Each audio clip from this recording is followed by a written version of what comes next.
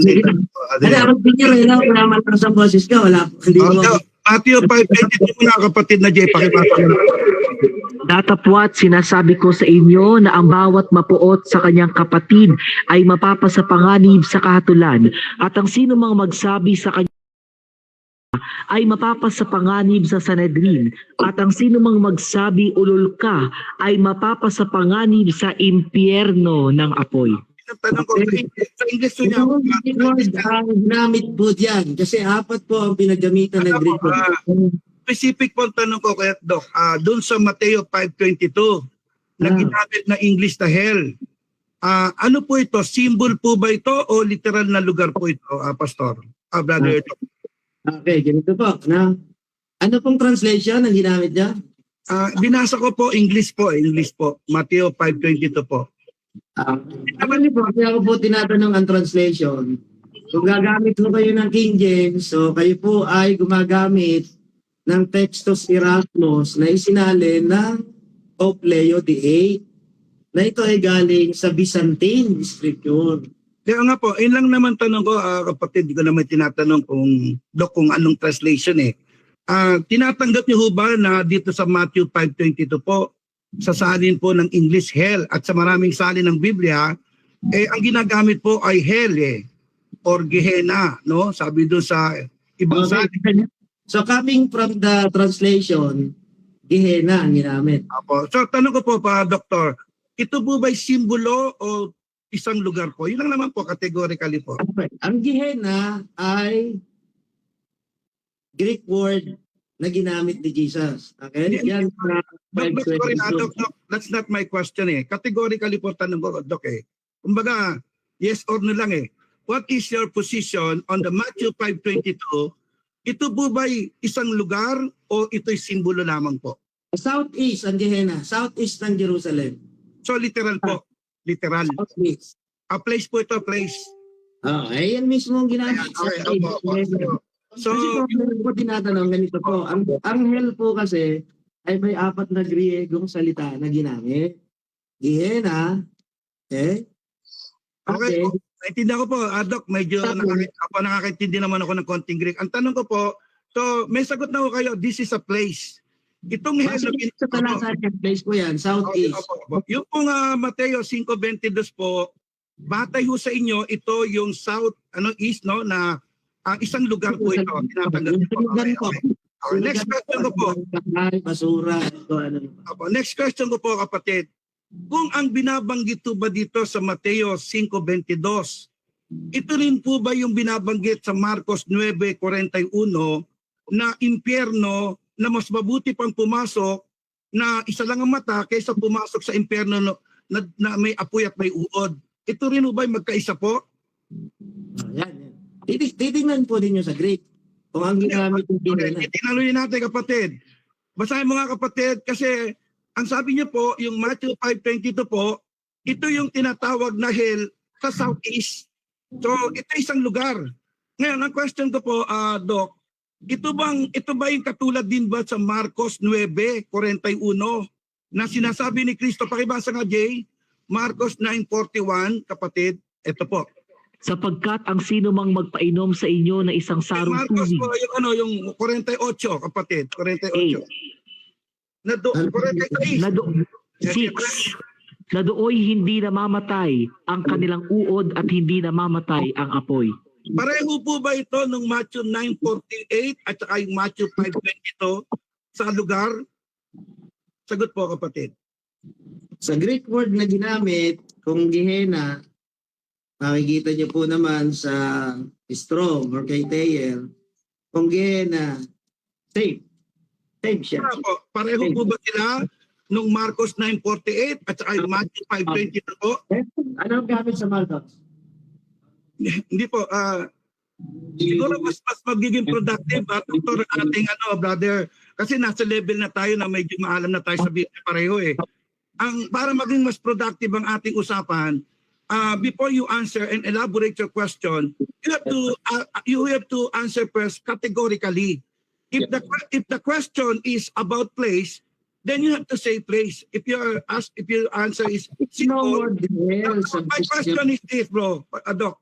Ang question niyo ho, wala sa talata. Wala namang hell dyan eh. Meron po kapatid, merong hell. Ano nakalagay dyan eh. Babasahin ko kapatid, Marcos 9:41 sa English kapatid na Jay. 46.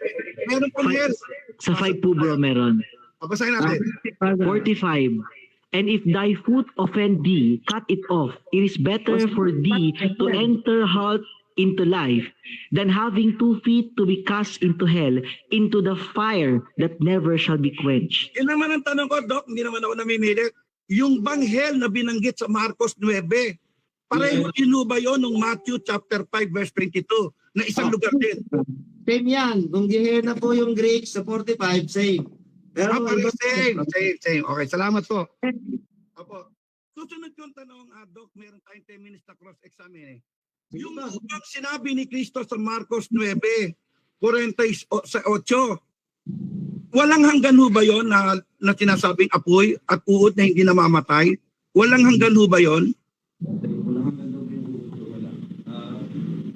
Walang hanggan po ba yun, Doc? 48 ba? 48? Yun yan, 45 at 48 eh. Ito po, oh. Na dooy, hindi namamatay ang apoy. Ang uod. 48 po, 48. Nung Hindi namamatay ang apoy. Nung i-describe po kung ano yung imperno, doon na hindi namamatay ang uod at hindi namamatay ang apoy. Question ko po, ito po bang apoy dito at saka yung uod, eternity po ba o hindi po, Doc? Ay, hindi siya eternity. Kasi babanggain mo na, 1:17. Babasahin ko ulit, Doc. Immortal, never die. Babasahin ko ulit, Doc. 9:44, uulitin ko lang po basa kapatid na Doc. Babasahin natin. 46. 6. Na dooy hindi namamatay ang kanilang uod at hindi namamatay ang apoy. Sinabi niyo po, Doc, na hindi mamamatay, eternity o hindi po? Sinabi na hindi namamatay ang uod, hindi namamatay ang apoy. Hindi yan literal. Hindi ang tanong ko, Doc. Ang tanong ko, Doc, kung yung bang salitang hindi mamamatay sa pananaw niyo po, eternal po ba yan o hindi? Pag sinabi namamatay, hindi ba pag sinabing mamamatay, hindi eternity? Pag hindi mamamatay, eternity po ba o hindi, kapatid na Doc? Hindi yan eternal. Hindi yan eternal. Hindi. Salamat. Gagalangin ko na lang po kayo. Doon sa Mateo 25:41, babasahin natin muna kapatid. No? 25:41, sabi niyo ginagamit ito. At mahina ito kapatid. Basahin lang natin sa Mateo 25:41 po. Kaya sa pagtatanong namin, medyo intensive lang. Wala tayong personalan, kapatid na Doc. Basa tayo. Kung magkagayoy, sasabihin naman niya sa mga nasa kaliwa, magsilayo kayo sa akin, kayong mga sinumpa at pasaapoy na walang hanggan na inihanda sa dyablo at sa kanyang mga anghel. Ang tanong ko, Doc, Doc, tingin kay sa akin, Doc, ang tanong ko, Doc, ito mo bang nasa Mateo 25:41? Pareho din ba ito nung nasa Marcos 9:48 at sa Mateo 5:22? Pareho din po ba yan? Hindi. Hindi po. Hindi. Saan lugar yan, kapatid? Yung Mateo 25:41? Una, ang Marcos na ginamit mo kanina, borrowed word sa Isaiah. Hindi nang tanong ko, Doc, you have to answer my question. Saan yung lugar? Sabi mo, hindi impyerno yan. Saan lugar yung Mateo 25:41? Hindi ko tinatanong yung Marcos, kapatid na Doc. Saan yung sinasabi mo? Kung hindi naman pala yan katulad ng Marcos 9:41 at ng Marcos 9, saan lugar ho yan na itatapon ng Diablo at Satanas? Kaya ako sinasagot ang Marcos ay kumpiyansa ka na hindi namamatay ang uod. Hindi, wala ho akong kapautan na ho, kapatid. Di pa kami nagpapahayag eh. Word lang yan eh. Wala pa ho ako, kapatid, na pinapahayag, kapatid. Ikaw ang tinatanong ko, Doc. Tinatanong kita, Doc. Sorry ha. Sabi mo, hindi impyerno yan. Kung hindi impyerno yan, saan lugar yan? That's a very good question. Di ba, kapatid na Jay? Kung hindi pala impyerno yan, saan yan lugar na yan? Saan, kapatid? Turo. Hindi, ang impyerno kasing sinasabi mo ay hindi isa. Hindi siya Wala ho. isa lang yan. Wala ho akong pakialam, Doc. Kung 2, 3, 4 ang impyerno. Ang sagutin niyo po yung tanong ko, Doc, kung saan kung hindi impyerno yan, saan? Sa tatlo. Hindi na natin secret. Anong verse mo? Anong verse na may impyerno rito? 41? Hindi, ang binasa ko po, Marcos 9:48, may nabasa ako doon, impyerno. May nabasa ako sa Mateo 5:22, impyerno. Tapos binasa ko yung Mateo 25:41, ang sabi mo, hindi impyerno to. Dito. Basahin ko yung Greek mo. Opo, tanggapin na natin, hindi impyerno to. Sabi niyo po, naniniwala. Sabi niyo Ang question ko, kung hindi impyerno to, saan lugar to? Wala namang impyerno sa 25:41 Ba't ba siksik tayo ng siksik dyan? Pakiulit mo nga, Jay, tanong ko, Jay. Hindi ko tinatanong kung may impyerno dyan o hindi. Tinatanggap ko nga po, Doc, yung paliwanag nyo na hindi impyerno yan. Ang question ko po, Jay, ulitin mo, Jay, para mas maintindihan ni Doc. Basahin nyo kung may impyerno. Hindi ko nga po sinasabing may impyerno, Doc. Hindi ko sinasabing may impyerno, sabi nyo nga po, wala. Ang tinatanong ko po, sabi nyo, hindi yan Marcos 9:48, hindi rin naman yung Mateo 5:22. Ang tinatanong ko, kung hindi pala impyerno yan, saang lugar yan? Yun ang tanong po, kapatid na Doc. Lugar yan. Ngayon, una, yung tanong mo na kung hindi impyerno yan, ay sige, wala namang impyerno dito eh. Ngayon, kung ang sabi dyan ay, magsilayo sa akin kayong sinumpa at pasaapoy na walang hanggan. Apoy na walang hanggan. Saan nga yun? Saan yan? Saan? Walang apoy na walang hanggan. Kasi ang walang hanggan, Diyos lahat. So sinasabi mo, kaninong salita yan, kapatid na Doc? Kaninong salita yan? Yung Mateo 25:41. Kay Jesus. So si Kristo, nagsisinungaling si Kristo. Wala naman pala. Hindi, nagsasabi siya na may apoy na walang hanggan. O nga po, meron ba o ang impyerno walang hanggan? Meron po ba o wala po? Wala. O so sinungaling nga si Kristo. Hindi sinungaling. Hindi mo lang alam kung saan background Hindi word. na basa, kapatid. Doc, babasahin natin kung sino nagsasabi ng totoo. Basahin mo ulit, Jay. Background word 25. na. Nasaan ang apoy sa Gehenna? Sige nga. Kay niusok, wala kang makikita doon. Mamaya nyo akong tanongin, kapatid. Niuod, wala kang makikita doon eh. Mamaya po, kapatid. Mamaya po, kasi kayo po ang undercross. Mamaya nyo akong tanongin pag ako na nagpapaliwanag. Hindi. Nasabi mo kasi. Ang posisyon natin, magpe-present kayo, kami ho magtatanong. Wala po kayong karapatang magtanong sa amin. Mamaya ho pag nag-present kami. Okay ho? Ayaw na, huwag ko naman pinresent tong talata na to. Kanina, ang pinresent ko pa lang ay yung presentation ni Agustin. Pinresent mo yan, sabi mo, ginamit siya ng mga ibang mga scholar na mahina. Ginamit mo yung best na yung Doc eh.